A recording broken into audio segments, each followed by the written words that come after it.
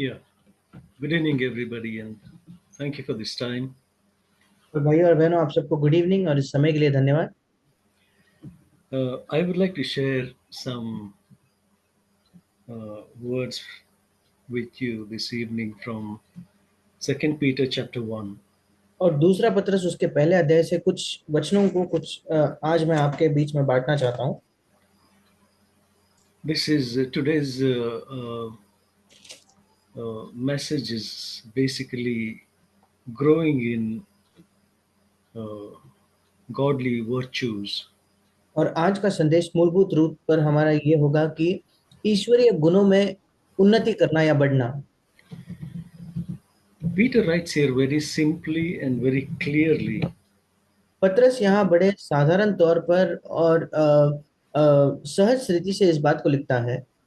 He says in verse 3 that God has given, or rather, God's divine power has granted to us everything pertaining to life and godliness. और यहाँ लिखा है कि परमेश्वर की ईश्वरीय सामर्थ ने हमें सब कुछ जो जीवन और भक्ति से संबंध रखता है उसने हमें दिया है। It is not that the promises that are going to be fulfilled at one point of time, but rather it says His divine power has granted us everything pertaining to life and godliness. That means He has already given us. और ऐसा नहीं लिखा है कि कुछ वायदे हैं, कुछ प्रतिज्ञाएं हैं जो आगे जाकर पूरी होने वाली है, बल्कि यहाँ ऐसा लिखा है कि उसके ईश्वरीय सामर्थ ने जो भी ईश्वरीय जीवन और भक्ति के संबंध में जो भी आवश्यक है वो सब हमें पहले से ही दे दिया है। So, by His divine power, God has granted us His precious and magnificent promises, as we read in verse 4. और चौथे वचन में जिस प्रकार से हम पढ़ते हैं कि उसके ईश्वरीय सामर्थ ने हमें बहुमूल्य और बहुत ही बड़ी प्रतिज्ञाएं दी है। You read twice in verse 3 and verse 4 that God has already granted, not that He's going to grant us in the future. और दो चीजें आप दो बार इस बात को पढ़ते हो, तीसरे वचन और चौथे वचन में ऐसा लिखा है कि परमेश्वर ने दिया है। ऐसा नहीं लिखा कि परमेश्वर भविष्य में कुछ देने वाला है, नहीं, परमेश्वर ने पहले से ही दिया है। What is the reason that He has given और इसका कारण क्या है कि उसने ये चीजों को हमें दिया? His precious and magnificent promises? उसके बहुमूल्य और बहुत ही बड़ी प्रतिज्ञा है। He has given this in order that by these promises we might become partakers of the divine nature, having escaped the corruption that is in the world by lust. ताकि इनके अर्थात इन बहुमूल्य और बहुत ही बड़ी प्रतिज्ञाओं के द्वारा हम उस सड़ाहट से छूटकर जो संसार में बुरी अभिलाषाओं से होती है उससे हम छूट सके। So, the purpose of God giving us His precious and magnificent promises is that we appropriate them in our life, believing that we have already got them, not that we are going to get it in the future. और इनके द्वारा हम ईश्वरीय स्वभाव के सहभागी हो जाए। और क्यों परमेश्वर ने इन बहुमूल्य और बड़ी प्रतिज्ञाएं हमें दी है? इसलिए कि हम इन पर दावा करें, ये विश्वास करते हुए कि हमें पहले से ही ये प्रतिज्ञाएं मिल चुकी है, ना कि आगे आने वाले भविष्य में कभी हमें वो मिलने वाली है। So, God has granted this so that we might become partakers of His very own nature. Divine और nature means His nature. और परमेश्वर ने हमें ये क्यों दिए हैं? ताकि हम उसके अपने स्वभाव अर्थात उसके ईश्वरीय स्वभाव के सहभागी हो सके। And in verse 10, he says, Brethren, be all the more diligent to make certain about your calling and choosing. For as long as you practice these things, you will never stumble. और 10वां वचन कहता है, इस कारण हे भाइयों, अपने बुलाए जाने और चुन लिए जाने को सिद्ध करने का भली भांति यत्न करते जाओ, क्योंकि यदि ऐसा करोगे तो कभी भी ठोकर ना खाओगे। That means we need to be all the more diligent in our Christian life to make sure about His calling us and His choosing us. इसका मतलब हमें अपने मसीह जीवन में बढ़कर और भी बढ़कर इस बात को सुनिश्चित करना है, इसमें प्रयत्न करना है कि परमेश्वर की हमारी जो बुलाहट है और परमेश्वर ने हमें जो चुन लिया है इसे हम सुनिश्चित करें। If we do that, it says we will never stumble. अगर हम ये करते हैं तो बाइबल कहती है कि हम कभी ठोकर नहीं खाएंगे। See, we all like to have a consistent Christian life.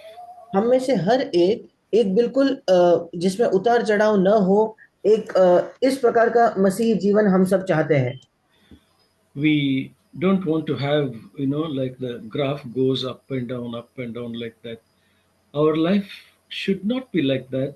Neither is it God's will that our life should be like this, one day up and one day down. और हम नहीं चाहते कि हमारा जीवन कभी ऊपर कभी नीचे, कभी ऊपर कभी नीचे जाए। और ना ही परमेश्वर की या हमारे जीवन के लिए चाहते है कि एक दिन हम ऊंचे हो, एक दिन ऊपर हो और एक दिन नीचे हो। Initially, when we come to Christ, we may experience that for some time, just पहले like small children uh, fall many times when they are trying to get up and walk. और पहले जब हम मसीह के पास आते हैं तो आरंभ में ये हमारे जीवन में हो सकता है बिल्कुल उन छोटे बच्चों के समान, जो जब चलना सीख रहे होते हैं कई बार वो गिरकर चलना सीखते हैं। But not one child ever says that I have fallen enough number of times, so I will stop trying to walk. पर कोई भी बच्चा कभी भी ये नहीं कहता कि मैं पर्याप्त बार कई कई बार गिर चुका हूं, इसलिए इसके आगे मैं चलने का प्रयत्न ही छोड़ दूंगा। They try and try and try, and the day will come, they will stand on their own, and then they will take steps, and sometimes they walk, run also. और वे कोशिश करते एक दिन आता है जब वे अपने पैरों पर खड़े रहते हैं, अपना पहला कदम लेते हैं, चलना भी शुरू करते हैं और कभी कभी दौड़ना भी। And all of us have grown up that way. और हम सब के सब इसी प्रकार से बड़े हुए हैं। And we hardly remember the last time when we fell. और हम में से शायद ही किसी को याद होगा कि आखिरी बार हम कब गिरे थे। We've been walking ever since, उसके बाद से हम चलते रहे हैं। right? क्या है, सही है ना? Yeah. What is it that we have to do in order that we walk consistently without falling? फिर हमें क्या करने की जरूरत है ताकि हम निरंतर बिना गिरे चलते रहे? That is written in verse 5 onwards. और Now, for, पांचवें वचन से आगे ये लिखा है, now, for this very reason also, apply all diligence to your faith, it says. इसी कारण तुम सब प्रकार का यत्न अपने विश्वास में जोड़ दो। Supply moral excellence and विश्वास पर सद्गुण, yeah, and to your moral excellence, knowledge, और सद्गुण पर समझ, and to your knowledge, self control, और समझ पर संयम, and to self control, perseverance, और संयम पर धीरज, and to your perseverance, godliness, और धीरज पर भक्ति, and to your godliness, brotherly kindness, और भक्ति पर भाईचारे की प्रीति, and to your brotherly kindness, love that comes from the Holy Spirit. और भाईचारे की प्रीति पर प्रेम बढ़ाते जाओ। If these qualities are yours and are increasing, they render you neither useless nor unfruitful in the knowledge of our Lord Jesus Christ. आठवां वचन, क्योंकि यदि ये बातें तुम में वर्तमान रहे और बढ़ती जाए तो तुम्हें हमारे प्रभु यीशु मसीह की पहचान में निकम्मे और निष्फल न होने देगी। So there are few things that we need to keep on adding to our life, like faith, moral excellence, knowledge, self-control, perseverance, godliness, and brotherly kindness, and love. और इसलिए कुछ चीजें हैं जो हमें अपने जीवन में निरंतर जोड़ते जानी चाहिए, जैसे विश्वास, फिर सद्गुण, समझ, संयम, धीरज, भक्ति, भाईचारे की प्रीति और प्रेम। If we keep on adding these things on a continual basis, it says we will neither be useless nor unfruitful. अगर हम निरंतर इन चीजों को अपने जीवन में जोड़ते चले जाए तो हम ना ही निकम्मे रहेंगे, ना ही हम निष्फल होंगे। Or if we can say it in a positive way, you will be useful and you will be fruitful, bearing much fruit. और अगर हम सकारात्मक तौर पर इसे कहें तो आप उपयोगी बनोगे और आप फलवंत होंगे और भरपूर फल लाओगे। useful and bearing much fruit in the knowledge of Jesus Christ. उपयोगी और बहुत फलवंत होना प्रभु यीशु मसीह के ज्ञान में, उसके पहचान में। But a person who doesn't take note of these things and he is not so diligent in adding these virtues to his life, he will lack these qualities. पर जो व्यक्ति बहुत यत्न नहीं करता इन चीजों को अपने जीवन में, इन गुणों को अपने जीवन में जोड़ने के, उसमें ये गुण नहीं होंगे। Such person, it says, he is blind and short sighted and forgotten the former purification of sins. ऐसे व्यक्ति के बारे में 9वें वचन में लिखा है कि वो अंधा है, धुंधला देखता है और अपने पिछले पापों से धुलकर शुद्ध होने को भूल बैठा है। So, if you do these things, it says in verse 11 that और in ऐसा this way, yeah, ऐसा लिखा है कि अगर तुम ये चीजें करते हो तो 11वें वचन में लिखा है, in this way, the entrance into the kingdom of uh, our Lord and Savior Jesus Christ will be abundantly supplied to you. और ऐसा लिखा है, वरन इस रीति से तुम हमारे प्रभु और उद्धारकर्ता यीशु मसीह के अनंत राज्य में बड़े आदर के साथ प्रवेश करने पाओगे। See, the reason why God has chosen us क्या कारण is से परमेश्वर ने हमें चुन लिया है? is not necessarily to take us to heaven, और उसका कारण ये नहीं है कि वो हमें स्वर्ग में ले जाए, but we know the purpose for which God has chosen us. पर हम जानते हैं कि जो उद्देश्य से परमेश्वर ने हमें चुन लिया है। We Many of us know that verse in Romans 8:29. हम में से कई लोग उस वचन को जानते हैं, रोमियो के पत्री 8वां अध्याय उसका 29 वचन। Those whom he has called, he has predestined us to be conformed to the image of Jesus Christ, it says. ऐसा लिखा है कि क्योंकि जिन्हें उसने पहले से जान लिया है, उन्हें पहले से ठहराया भी है कि उसके पुत्र के स्वरूप में, अर्थात यीशु मसीह के स्वरूप में वे हो। If he has called you and me, he has called with a purpose that you and I become like his elder son, the Lord Jesus Christ. अगर उसने आपको और मुझे बुलाया है तो आपको और मुझे इस उद्देश्य से बुलाया है कि हम उसके बड़े पुत्र के समान, अर्थात यीशु मसीह के समान बन जाए, That we can become his younger brothers and sisters. ताकि हम उसके छोटे भाई बहन बन सकें। That is what God has called us for.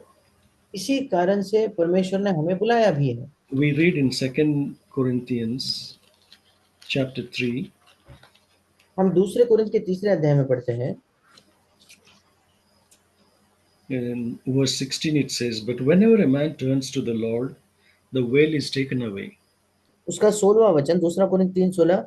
परंतु जब कभी कोई व्यक्ति प्रभु की ओर फिरता है तो वो पर्दा उसके मन से उठ जाता है। And as we keep beholding, as in a mirror, the glory of the Lord, we और will be we will be transformed into the same image. और 18वां वचन कहता है कि जब हम सब उस प्रभु के प्रताप को, उसके महिमा को देखते जाते हैं जिस प्रकार दर्पण में, तो हम भी अंश अंश करके उसी तेजस्वी स्वरूप में बदलते जाएंगे। From glory to glory, महिमा just से महिमा, as from the Lord the Spirit. अर्थात जो तो प्रभु के द्वारा जो आत्मा है। So it is an ever increasing glory. From glory to glory, we keep on being transformed by the Holy Spirit. और ये एक बढ़ते क्रम की महिमा है, अर्थात एक महिमा के स्तर से दूसरे महिमा के स्तर में पवित्र आत्मा के द्वारा हम रूपांतरित होते जाते हैं, As we allow ourselves to be changed. जैसे हम अपने आप को अनुमति देते हैं कि प्रभु हमें बदले। You know, as you keep walking on the road, you see so many small pieces of stones. और जब आप सड़क पर चलते हो तो आप कई छोटे छोटे पत्थर देखते हो। And an ordinary person like you and me, when we see that small stone, we see is that we look at it as a stone और आप और मैं जो साधारण व्यक्ति है, हम आम लोग उसे देखकर हम सोचते हैं ये साधारण सा एक पत्थर है। because our mind works in a different way. क्योंकि हमारा मन अलग तरीके से काम करता है। You can say we are um, not so artistic, और हम कह सकते हैं कि हमारे अंदर बहुत ज्यादा हम कला के माध्यम से या उस तरीके से नहीं सोचते। but if the same stone is given to a sculptor, पर अगर वही जो पत्थर है वो जो मूर्तियां बनाता है या एक मूर्तिकार को दिया जाए तो he will not look at it as a shapeless stone. फिर वो उसे बिना किसी आकार के पत्थर के तौर पर नहीं देखता। He will see some figure in it, a statue or a beautiful face in that. और उस कलात्मक व्यक्ति को उस पत्थर में कोई सुंदर चेहरा दिखता है, उसमें उससे वो कोई मूर्ति बना सकता है या कोई ऐसा सुंदर चित्र उसके अंदर दिखता है। So whatever is in his mind, he can make it from that piece of stone. और जो भी उसके मन में एक कल्पना बन चुकी है उस पत्थर से ही वो उसे बना पाता है। So in order for it to be transformed into a beautiful face or a figure, what he has to do, और अगर उस पत्थर को एक सुंदर चेहरे में या किसी सुंदर चित्र में उसे बदलना है तो उसे क्या करना पड़ेगा? he has to use his tools on it. उसे अपने जो हथियार है, उसके जो औजार है, उनका इस्तेमाल उन पर करना होगा। He keeps on chiseling and chipping off uh, certain parts of that stone which are not required. और उस पत्थर के कुछ चीजों को वो उसको छेनी करेगा, उसके टुकड़े टुकड़े करते रहेगा जिनकी उसको आवश्यकता नहीं है। And that stone has to submit into his hands और वो जो पत्थर है उसे उस मूर्तिकार के हाथों में उसके अधीन होना होगा। to go through all the chiseling and grinding, all that thing. और जो भी उसको उस छेनी से गढ़ना हुआ या जिस भी औजार के प्रति उसे अपने आप को समर्पित करना होगा। As it yields unconditionally without any resistance to him, ultimately a day will come when there will be a beautiful picture from that stone, और which we जब thought was just an ordinary stone on the road.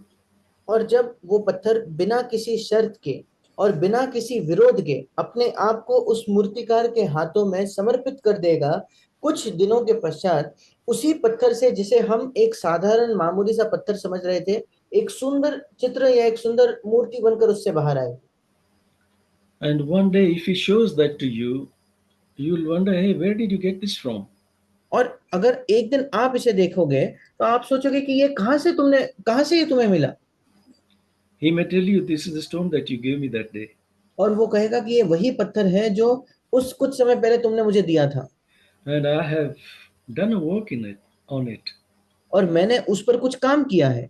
And see, this is that ugly stone, shapeless stone, has turned out to be a beautiful picture. और देखिए वो बदसूरत सा पत्थर, निराकार सा पत्थर उससे ही एक सुंदर चित्र बन चुका है। This is exactly what God does when we come to Him. ये बिल्कुल वैसा ही है जो परमेश्वर हमारे जीवन में करता है जब हम उसके सामने आते हैं। It says in Isaiah 51, verse 1, remember the quarry from where you were taken, it says. और यशाया उसका 51 अध्याय उसके पहले वचन में इस प्रकार से लिखा है कि In the, in the middle of that verse. उस वचन के बीच में लिखा है, जिस चट्टान में से तुम खोदे गए उससे या उस पर ध्यान करो। So God has quarried us a piece of stone from the rock. और परमेश्वर ने हमें किसी एक चट्टान से खोद कर बनाया है मानो। And Peter was one of those small rocks. और पतरस भी उन छोटे पत्थरों में से एक पत्थर था। In Matthew 16, we read Jesus telling him, you are Peter, on this rock I will build my church.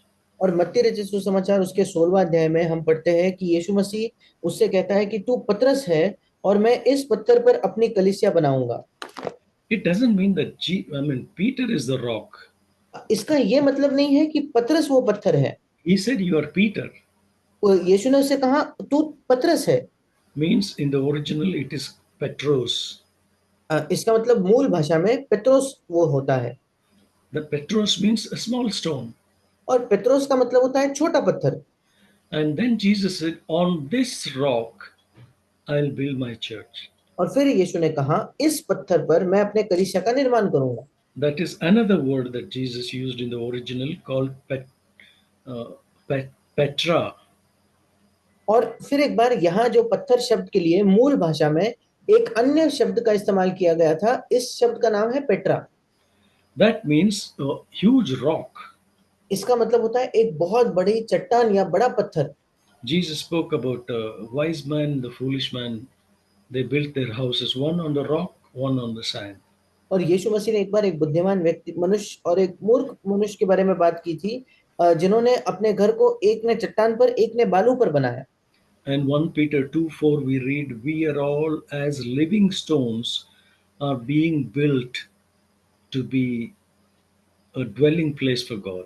और पहला पत्रस दूसरा अध्याय उसका चौथा वचन कहता है कि हम भी बहुमूल्य जीवते पत्थर है जिसके द्वारा परमेश्वर के लिए एक निवास स्थान बनाया जा रहा है। And Peter is also one of those stones. और पतरस भी उनमें से एक पत्थर है। The church is not built on Peter, कलीसिया का निर्माण पतरस पर नहीं किया गया, but on the rock, which is Jesus Christ. बल्कि उस पत्थर उस चट्टान पर जो है यीशु मसीह।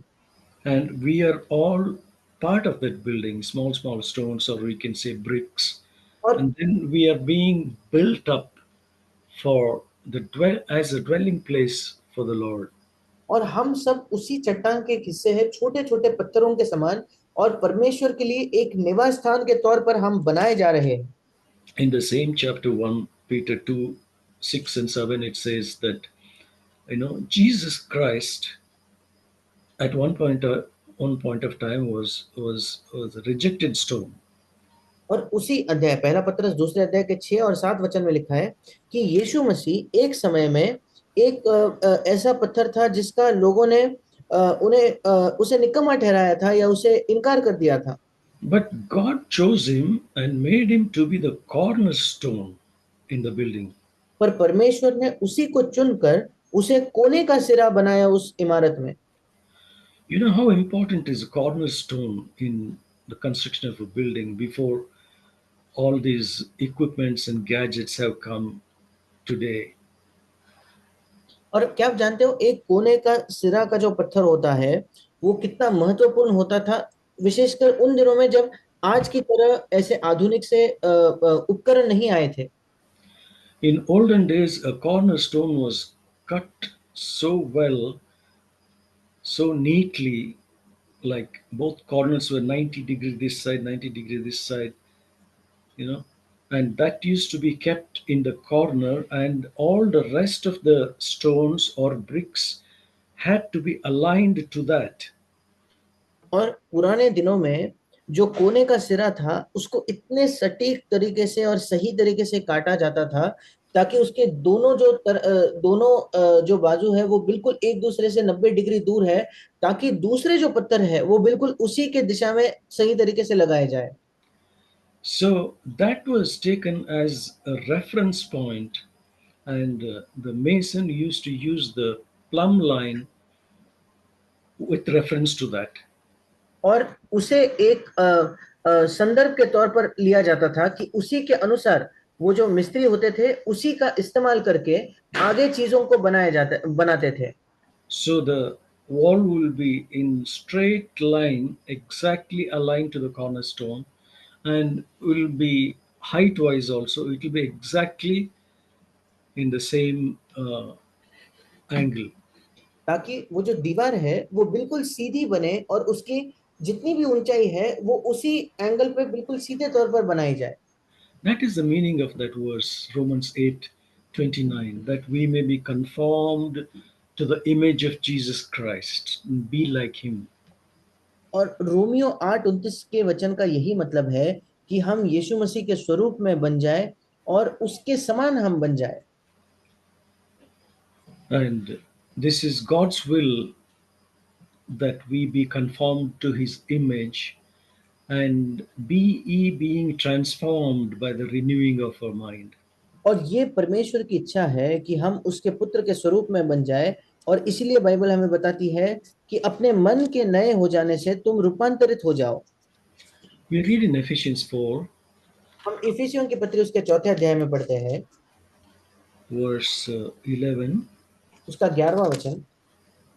Ephesians 4:11. इफिसियों की पत्री चौथा अध्याय 11वां वचन। It says here that God has given us to his church um, some, I know there are different ministries in the church. Apostles, there are different ministers also in the church: apostles, prophets, evangelists, pastors, and teachers. और यहाँ लिखा है कि उसने कुछ को प्रेरित, कुछ को भविष्यद्वक्ता नियुक्त किया, कुछ को सुसमाचार सुनाने वाला, कुछ को रखवाले और कुछ को उपदेशक नियुक्त किया। अर्थात कलीसिया में कुछ अलग अलग सेवकाइयां होते हैं और कुछ अलग अलग प्रकार के सेवक होते हैं। What is the reason why God has given different ministries to different people in the church? अब क्या कारण है कि कलीसिया में अलग अलग लोगों को अलग अलग सेवकाइयां परमेश्वर ने सौंपी है? The reason is in verse 12, for the equipping of the saints. और 12वें वचन में उसका कारण दिया गया है ताकि पवित्र लोग सिद्ध हो जाए। That is, that you and I should be fully equipped and be adequate to serve the Lord. ताकि आप और मैं बिल्कुल सिद्ध हो जाए, सक्षम हो जाए कि हम परमेश्वर की सेवा कर पाए। Just like how we start going to school from LKG, UKG, first standard, like that, then to college and then post graduation, like that, we go year by year. Um, no, we get promoted to higher class. Like that, that is exactly how God wants us to grow in our spiritual life. बिल्कुल जैसे हम जब school में दाखिला लेते हैं तो पहले हम आंगनबाड़ी से लेकर फिर पहली कक्षा, दूसरी कक्षा, 10वीं कक्षा, 12वीं कक्षा, फिर हम ग्रेजुएशन, पोस्ट ग्रेजुएशन करके, बिल्कुल वैसे ही परमेश्वर चाहता है कि प्रति वर्ष हम भी अपने जीवन में एक प्रकार की उन्नति करें। We read in 1 John chapter 2, John speaks about little children, young people, fathers, like that, और different stages in our Christian life.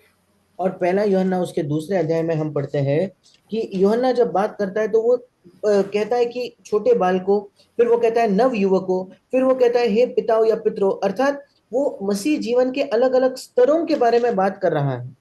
This is for the equipping of us for service to the building up of the body of Christ, that is to ये build the church.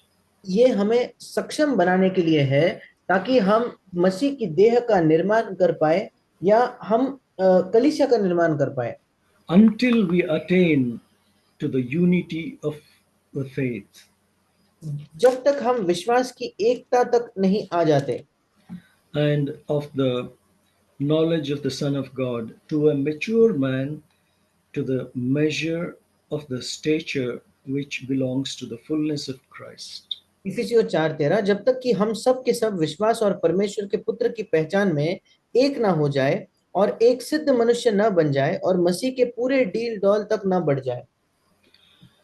If we do that, if we continue along this road, then it says, then we will not be like children who will grow up. अगर हम ये करते हैं और इसी मार्ग पर आगे बढ़ते हैं तो आगे लिखा है तो हम बालक नहीं रहेंगे बल्कि हम बड़े हो जाएंगे। We will not be tossed here and there by various winds of doctrines, by waves and winds of doctrines, by the trickery of men, by craftiness and deceitful scheming. और Verse, 14 verse 14. 14 वचन कहता है हम मनुष्यों की ठग विद्या और चतुराई से या उनके भ्रम की युक्तियों के और उपदेश के हर एक झोंके से उछाले और इधर उधर घुमाए न जाएंगे। But we speak the truth in love. और 15 वचन, वरन प्रेम में हम सच्चाई से सच्चाई कहेंगे। You know, truth always hurts. और सच्चाई से हमेशा चोट पहुंचती है, But truth, if it is spoken in love, it is well accepted. पर अगर सच्चाई प्रेम से कही जाए तो फिर वो स्वीकार की जाती है। And when we speak the truth in love, और then we also grow up in all respect unto Him as we receive the truth or receive that correction. और 15 वचन, जब हम प्रेम में सच्चाई कहते हैं या उस सच्चाई या उस सुधार को प्राप्त करते हैं, तो हम भी सब बातों में उसमें जो सिर है अर्थात मसीह में बढ़ते जाते हैं।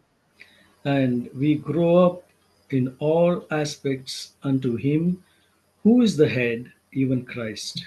और हम सब बातों में उसमें अर्थात मसीह जो सिर है उसमें हम बढ़ते जाते हैं। This is the reason why God places us in the church under these servants of God, the apostles, prophets, teachers, and pastors, and evangelists, etc. और यही कारण है कि वो परमेश्वर हमें कलीसिया में रखता है, इन सेवकों के अधीन हमें रखता है, जैसे प्रेरित है, भविष्यद्वक्ता, सुसमाचार सुनाने वाले, रखवाले और उपदेशक, इनके अधीन। And in 1 Peter 5:6 it says, और पहला पत्रस उसका 5वां अध्याय का 6वां वचन कहता है, it speaks to young people. वहां जवानों को या नव युवकों को यह बात कही गई है।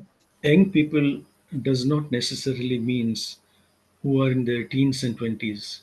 अब जब नव युवक या जवान कहा गया, इसका मतलब मूलभूत बुनियादी तौर पर केवल ये नहीं जो किशोर अवस्था में है या अपने 20 से 30 के आयु के बीच के है। Young people means young in the faith. नव युवक मतलब जो विश्वास में नए हैं। Maybe someone who is 50 or 60 years old just converted a week back. शायद कोई व्यक्ति 50 या 60 वर्ष का होगा, पर एक हफ्ते पहले ही उसका नया जन्म हुआ होगा। He is also a young brother in the faith. वो भी विश्वास में एक नव युवक है, जवान भाई है। So to such ones, Peter says, और likewise, be subject to your elders. और ऐसे व्यक्ति को पतरस कहता है, इसी प्रकार हे नव युवकों, तुम भी प्राचीनों के अधीन रहो। See, there is safety in being subject to the elders over us. और जो प्राचीन हमारे ऊपर है उनके अधीन होने में एक बड़ी सुरक्षा है। It is just like how you were subject to your teachers in school for your own good. ये Same, बिल्कुल same way, we submit ourselves to the elders who are spiritually mature in the church. ये बिल्कुल वैसा ही है जैसे आप अपने school में अपने शिक्षकों के प्रति अधीन होते थे, आप ही के भलाई के लिए। वैसे ही अच्छा है कि कलीसिया में हमसे जो प्राचीन अगुए हैं उनके हम अधीन हो जाए। And it says, clothe yourselves with humility towards one another, for God is opposed to the proud but gives grace to the humble. और ऐसा लिखा है कि एक दूसरे की सेवा के लिए दीनता से कमर बांधे रहो, क्योंकि परमेश्वर अभिमानियों का विरोध करता है परंतु दीनों पर अनुग्रह करता है। And humble yourselves, therefore, under the mighty hand of God, that he may exalt you at the proper time.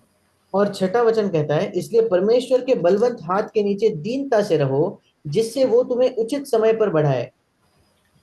As we yield ourselves like that stone in the hands of the sculptor, without resistance, when God wants to crush us through circumstances or through some correction by our elder brothers in the church or through our bosses in the office or through any other circumstances, जब हम परमेश्वर के प्रति अधीन हो जाते हैं, बिल्कुल जैसे वो पत्थर उस मूर्तिकार के प्रति अधीन हो जाता है, जब भी परमेश्वर हमें तोड़ना चाहता है, चाहे वो हमारे परिस्थितियों के द्वारा हो, चाहे वो कलीसिया में हमारे प्राचीनों के किसी सुधार के द्वारा हो, या हमारे कार्यस्थल पे हमारा जो बॉस है उसके द्वारा हो, I need to recognize that God is orchestrating all these things for my best. मुझे इस बात को समझने की जरूरत है कि परमेश्वर इन सारे परिस्थितियों को इस प्रकार से उसका आयोजन कर रहा है, मेरे सर्वश्रेष्ठ, मेरे भलाई के लिए वो इन बातों को कर रहा है। And when we recognize that everything that happens in our life is allowed by God, then we will have no complaint. और जब हम इस बात को पहचान जाएंगे कि जो भी मेरे जीवन में होता है उसकी अनुमति परमेश्वर दे रहा है, फिर हमारे जीवन में कोई भी शिकायत नहीं होगी। When Joseph's brothers were scared where he would take revenge on them, और what जब Joseph told, और जब यूसुफ के भाई बड़े भयभीत हो गए थे कि कहीं यूसुफ उनसे बदला ना ले बैठे, तो यूसुफ ने उसके भाइयों से क्या कहा? he said, "You meant it evil to me, but God meant it for good." और यूसुफ ने कहा, यद्यपि तुम लोगों ने मेरे लिए बुराई का विचार किया था, परंतु परमेश्वर ने उसी बात में भलाई का विचार किया। Joseph he didn't look at his brothers doing evil to him, but he looked at God who has allowed that circumstance in his life. और यूसुफ ने अपने भाइयों की ओर नहीं देखा कि मेरे भाइयों ने मेरे खिलाफ बुराई की है, बल्कि उसने अपने जीवन के परिस्थितियों में परमेश्वर को देखा। He had full confidence in the leading of God. और परमेश्वर की उसके जीवन की अगुवाई जो है, उसमें यूसुफ का पूर्ण भरोसा था। There is a verse when in Exodus when the children of Israel were going out, there is one promise there: not even a dog will bark at you without God's permission. और निर्गमन की पुस्तक में एक वायदा है कि इसराइलियों के संतान जब वहां से बाहर निकलेंगे तो एक कुत्ता भी ऊपर नहीं भौंकेगा। So anything or everything that happens in our life, we need to have the faith that you know God has allowed it. और कोई भी चीज जो हमारे जीवन में होती है, हमारे अंदर एक विश्वास होना चाहिए कि हर एक परिस्थिति परमेश्वर ने अनुमति दी है। When Shimei cursed King David when he was running away from Absalom, David said, "If God has allowed him to curse me, why you should stop?" और जब शिमई ने दाऊद को शाप दिया, तो दाऊद ने कहा, अगर परमेश्वर ने उसे अनुमति दी है मुझे शाप देने की, तो मैं कौन होता हूं उसे रोकने वाला। Jesus also said the same thing. This cup is given by my Father to drink, not Judas. और यीशु मसीह ने बिल्कुल यही बात कही कि ये कटोरा मुझे मेरे पिता ने दिया है पीने के लिए, ना कि यहूदा इस्करियोती ने ये कटोरा मुझे दिया है। So that is why it says, when we humble ourselves under the mighty hand of God, it can be mighty hand of God through my boss or through you know different circumstances at home or in the church or anywhere else, maybe on the road also. और So God tries to break me into you know allow me to humble myself so that I can become partaker of the divine nature और and इसलिए जब be and be humble like Jesus himself. परमेश्वर कहता है कि उसके बलवंत हाथ के नीचे नम्र हो जाओ, वो बलवंत हाथ मेरा बॉस हो सकता है, मेरी परिस्थितियां हो सकती है, शायद सड़क पर मेरे अनुभव हो सकते हैं, पर जब मैं अपने आप को नम्र करता हूं तो उसके अनुसार मैं मसीह के जैसे बन पाऊंगा। So the Lord's will is that we humble ourselves first और परमेश्वर की हमारे लिए इच्छा यही है कि पहले हम अपने आप को नम्र करें, under the mighty hand of God willingly. परमेश्वर के बलवंत हाथ के नीचे स्वेच्छा से हम अपने आप को नम्र करें। But if we don't do that, पर अगर हम अपने आप से वो ना करेंगे तो then God has to do it, which is a judgment from God. फिर परमेश्वर को वो करना होता है, और ये परमेश्वर की ओर से उसका दंड होता है। The best thing is that I humble myself, recognizing in every situation the hand of God. और इसलिए सर्वश्रेष्ठ तो यही है कि मैं अपने आप को नम्र करूं, प्रत्येक परिस्थिति में परमेश्वर के हाथ को मैं पहचानूं। Otherwise, God has to humble me, which is a judgment from God. अगर नहीं तो परमेश्वर को मुझे नम्र करना होगा, ये परमेश्वर की ओर से उसका दंड होगा। Jesus said once, "He who falls on this rock will be broken to pieces." और एक बार यीशु मसीह ने कहा, जो भी इस पत्थर पर गिरेगा वो टूट जाएगा। Jesus is talking about himself. If you fall upon me, you will be broken. और यीशु मसीह अपने आप के बारे में कहता है, अगर तुम मेरे ऊपर गिरोगे तो तुम टूट जाओगे। But if you don't agree to that, and if that rock falls on you, you will be crushed to powder. अगर आप उस पत्थर पर गिरोगे तो आप टूट जाओगे। पर अगर इस बात से आप सहमत नहीं होते और वो पत्थर उस पर गिरेगा तो वो बिल्कुल चकनाचूर हो जाए, वो पीस डालेगा उसे। That is, if God breaks you, then you will be powdered, as it were. इसका मतलब अगर परमेश्वर आपको तोड़ेगा तो मानो आप बिल्कुल एक पाउडर के समान बहुत ये बन जाओगे। So best is that I humble myself first. और इसलिए सबसे बेहतरीन तो यही है कि मैं अपने आप को खुद से नम्र करूं। Then God will continue to do what He has in mind for me. फिर परमेश्वर वो सब कुछ करेगा जो उसके मन में मेरे लिए है। And remember always that the work that the Lord has started in us, He will complete it. और हमेशा इस बात को याद रखें, जिस काम को परमेश्वर ने हमारे अंदर शुरू किया है वो उसे जरूर पूरा करेगा। That's very important that God, when He has called us for something, He will not leave it undone or half done. और ये बहुत महत्वपूर्ण है कि जब परमेश्वर ने हमें किसी उद्देश्य से बुलाया है तो हमारे अंदर के उस काम को वो ना ही अधूरा छोड़ेगा, ना ही बीच में से उसे छोड़ देगा। I would like to close this with one last word from Philippians 1:6. मैं एक अंतिम वचन के साथ इसको अंत करना चाहूंगा। फिलिपियों की पत्री पहला अध्याय छठा वचन। It says, Paul is telling here to the Philippians, I am confident of this very thing, that he who began a good work in you will perfect it until the day of Jesus Christ. और फिलिपियो 1:6 में यहाँ पौलुस फिलिपियों से कहता है, मुझे इस बात का भरोसा है कि जिसने तुम में अच्छा काम आरंभ किया है वही उसे यीशु मसीह के दिन तक पूरा करेगा। So God will never leave it half done. और परमेश्वर अपने काम को कभी भी आधा अधूरा नहीं छोड़ेगा। As long as you submit yourselves into his hands, he will complete what he has begun. जब तक कि आप अपने आप को उसके हाथ में सौंपते हो तो वो उस काम को पूरा करेगा जिसकी शुरुआत उसने की है। And he will perfect it until the day of Jesus Christ, it और says. वो न केवल उसे पूरा करेगा, ऐसा लिखा है कि यीशु मसीह के दिन तक, हिंदी में लिखा है पूरा करेगा, इंग्लिश में लिखा है कि वो उसे सिद्ध करेगा। So,